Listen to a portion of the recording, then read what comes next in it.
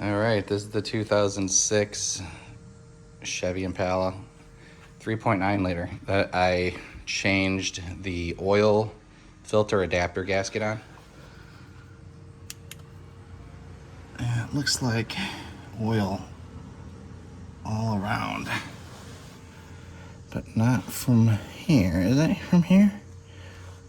Doesn't seem like. Maybe it is. It's on the compressor, but it's not dripping off the oil filter like it was before.